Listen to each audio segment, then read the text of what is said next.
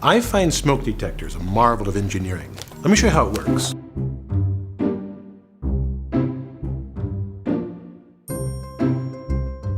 This black cylinder has louvers which guide air into the detector. Now it hides the essential part of the device. Tucked in here lies about 1 microcurie of radioactive americium-241. That's about 0.29 micrograms. That tiny bit of radioactive material generates a small current that makes the detector work. Let me explain how. Air flows between these two electrodes. Now, of course, air doesn't conduct electricity, but when alpha particles from the radioactive americium slam into the oxygen and nitrogen molecules that make up air, they knock electrons about, leaving charged gas molecules. The 9-volt battery causes these ions to move, thus creating a current.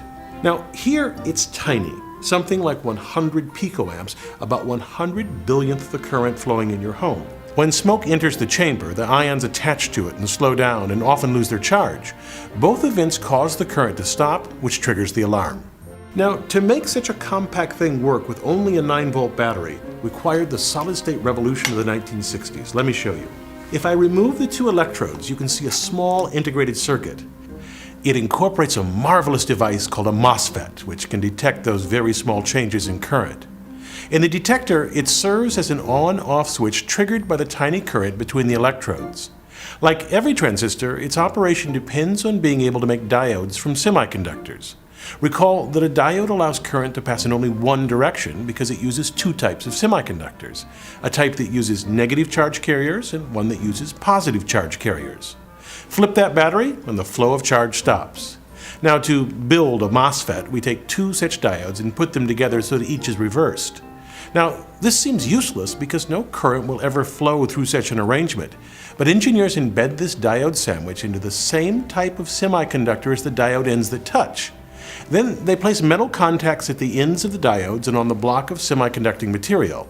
Next, they coat the diodes with a thin layer of silicon dioxide. Unlike metals or semiconductors, this doesn't conduct electricity at all.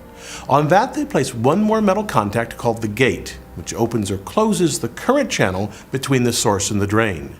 When we create a voltage difference between the gate and the source, it generates a field through the insulating layer that draws the free positive charge carriers toward the gate, opening a channel that now allows current to flow.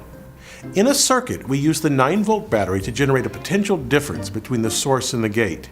It biases the gate so that the current flows through the MOSFET, thus turning on the horn. So we counter that with a current flowing from the detector. Here is where the ionized gas creates the tiny current between the two electrodes I showed you earlier. That current passes through a large resistor and creates a voltage that opposes the battery, and it shuts down current flow through the MOSFET. If smoke enters the chamber, the tiny current stops, the MOSFET allows current to flow in this section of the circuit, which triggers the horn. Now, to me, this is engineering at its best. Simple, reliable, and inexpensive, and saving countless lives. I'm Bill Hammack, the Engineer Guy.